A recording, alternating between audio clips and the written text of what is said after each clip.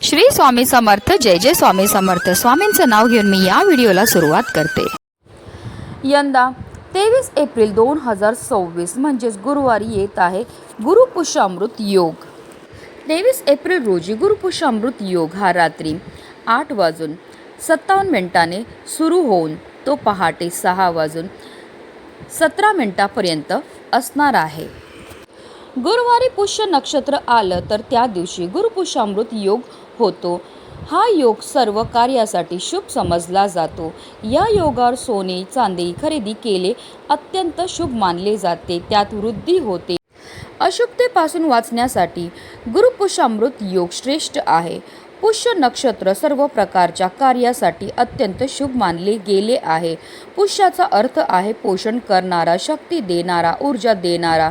पुष्याचे आधीचे नाव तिष्य असे त्याचा अर्थ आहे. शुभ, सुंदर, सुख संपदा देणारा पुष्य नक्षत्र अतिशय शुभ आणि कल्याणकारी आहे.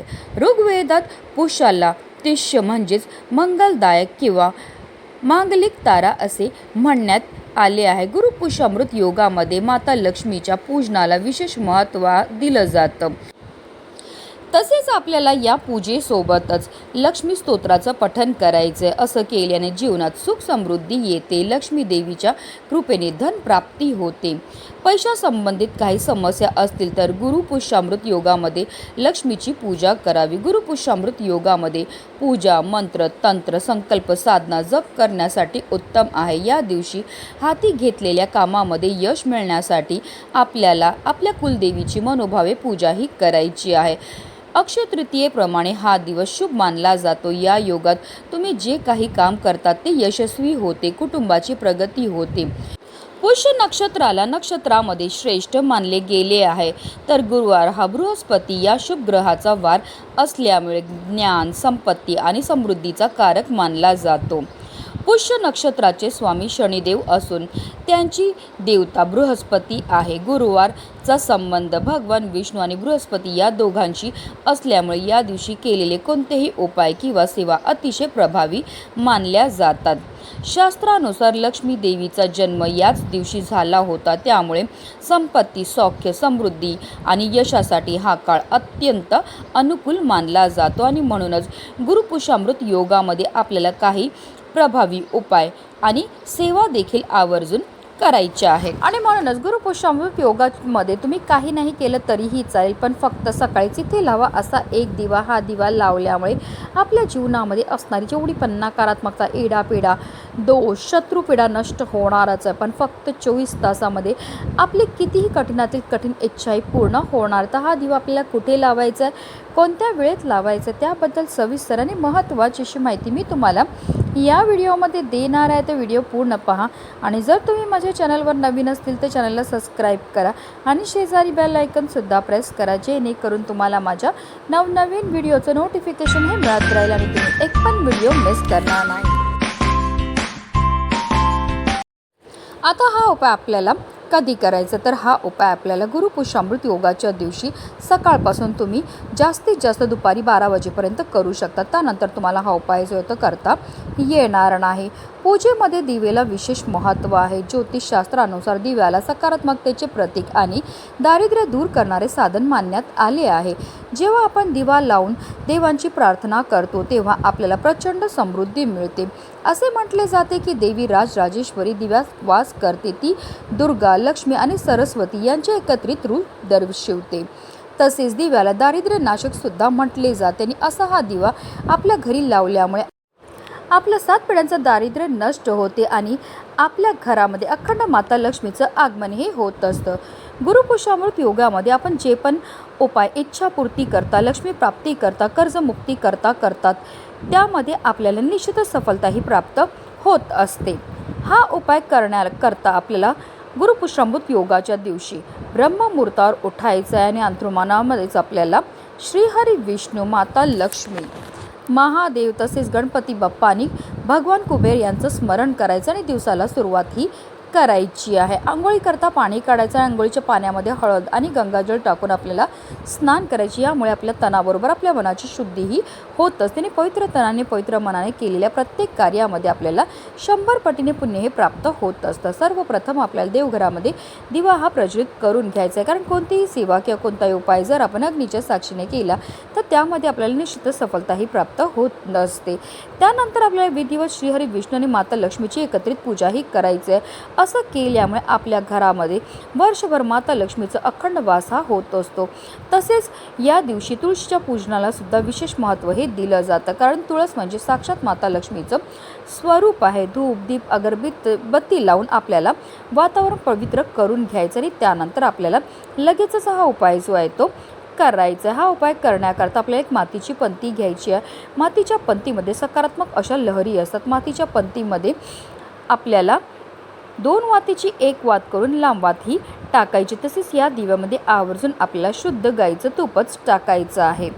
तूप हे माता लक्ष्मीला अतिशय प्रिय आहे। जेव्हा आपण देवांसमोर तुपाचा दिवा प्रज्वलित करतो तर त्यामुळे आपल्यावर सर्व देवी देवतांची कृपाही होत असते। पण आता काही कारणास्तव नसेल तुमच्याकडे गाईचं तूप तर रोजच्या देवपूजेमध्ये जे तेल वापरतात ते टाका आणि त्यामध्ये तुम्हाला चिमूटभर हळद ही टाकायची। तसेच आपल्याला एक वाटीमध्ये 1 गुळाचा खडा आणि चणा डाळ सुद्धा घ्यायची आहे। चणा डाळीला साक्षात श्रीहरी विष्णूंचं रूप सुद्धा म्हटलं जातं आणि गुरुपुष्यामृत योगाच्या दिवशी तुम्ही सोनं नाही खरेदी केलं तरीही चालेल, पण 10 रुपयाची का होईना तुम्हाला आवर्जून हरभऱ्याची जी डाळ असते ती घरी घेऊन यायची। ही डाळ आपल्या घरी आणल्यामुळे साक्षात श्रीहरी विष्णूंना आपल्या घरी आणल्या एवढं आपल्याला पुण्य हे प्राप्त होत असतं।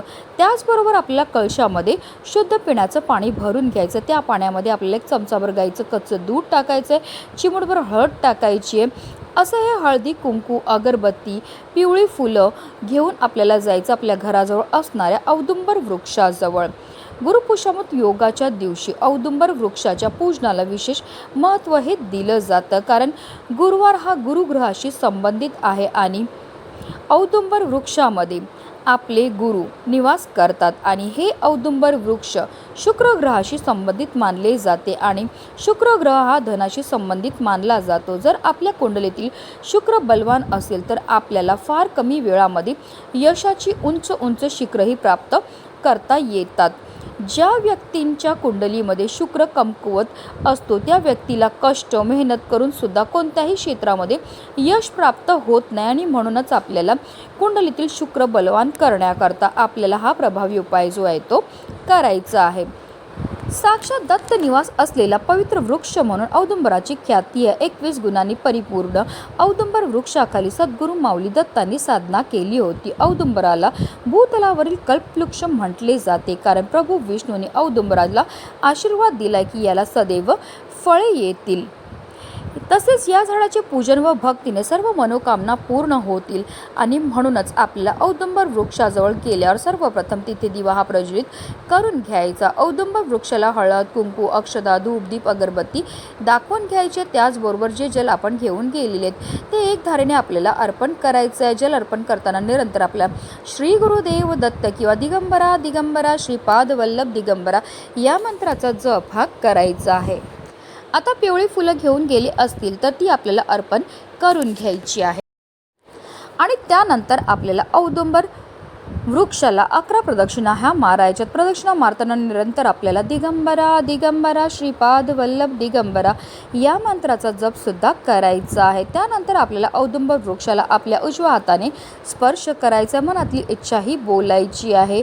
आपल्या जीवनामध्ये असणारे जे संकट आहेत, विघ्न आहेत, दोष आहेत, दारिद्र्य ते दूर होण्याकरता आपल्याला मनोभावे प्रार्थनाही करायची की आपली एखादी इच्छा असेल जी काही कारणास्तव पूर्ण होत नसेल तर इच्छापूर्ती होण्याकरता आपल्याला मनोभावे प्रार्थनाही करून घ्यायची। त्यानंतर आपल्याला औदुंबर वृक्षाची छोटीशी जी मुळी असते, छोटंसं मूळ जे आहे ते आपल्याला तोडायचं आहे। फक्त तोडताना आपल्याला काळजी एवढी घ्यायची आहे की चाकूने किंवा सुरीने आपल्याला हे तोडायचं आणि अगदी हलगत आपल्याला हाताने हे तोडून घ्यायचं आहे। तोडण्या अगोदर आपल्याला औदुंब वृक्षाची क्षमा मागायची आणि कोणत्या इच्छापूर्ती करता आपण ही मुळी तोडत आहेत ते तिथे आपल्याला बोलायचे आणि ही मुळे आपल्या घरी घेऊन यायचे. घरी घेऊन आल्यानंतर आपल्याला या मुळीला स्वच्छ धुवून पुसून घ्यायचं आहे. आता एक लाल रंगाचा कपडा घ्यायचा आहे, त्यामध्ये आपल्याला या मुळीला ठेवायचं आहे आणि त्याची एक पोटलीही तयार करून घ्यायची आणि आपल्या देवघरामध्ये ठेवायची आहे. ज्याप्रमाणे आपण दत्तगुरूंची पूजा करतो त्याचप्रमाणे आपल्याला या मुळीची सुद्धा हळद, कुंकू, अक्षता, धूपदीप, अगरबत्ती दाखवून घ्यायची आहे. असं केल्यामुळे आपल्या घरामध्ये कायम माता लक्ष्मीचा निवास हा होत असतो. आता ही मुळी आपल्याला आपल्या घरी आणल्यानंतर किती दिवस ठेवायचे, तर तुम्ही कायमस्वरूपी सुद्धा ही मुळी तुमच्या देवघरामध्ये ठेवू शकतात. ज्याप्रमाणे तुम्ही देवांची पूजा करतो त्याचप्रमाणे तुम्हाला दररोज आपल्याला या मुळीची सुद्धा पूजाही करायची आहे.